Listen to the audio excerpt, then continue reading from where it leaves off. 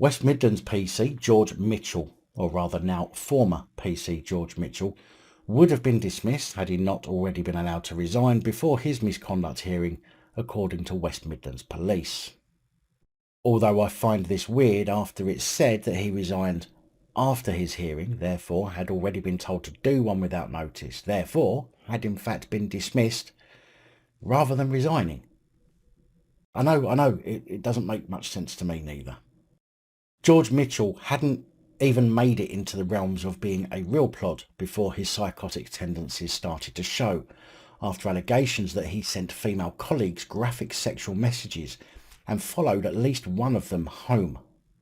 West Midlands Police said that Mitchell had breached its standards of professional behaviour, and although he resigned, he would have been dismissed had he not walked. Also, Chief Constable Sir David Thompson, who chaired the meeting, said. Thompson said, Mr. Mitchell is wholly responsible for his behaviour. It was unwanted by any of these officers who are embarking with excitement on their new career.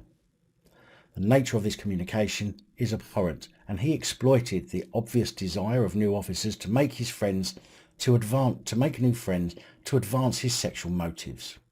Cases of sexual impropriety undermine trust in the police service. I am relieved Mr. Mitchell's behaviour was detected before he ever became an operational police officer. He certainly has no place in the police service, which cares for the most vulnerable. He would have been dismissed without notice if he had been serving. Although according to reports he was still serving right up until after his hearing. So what's the confusion here? I don't understand it. I'm sure I will never understand the way a copper's brain works. In fact, I'm glad I don't know how a copper's brain works.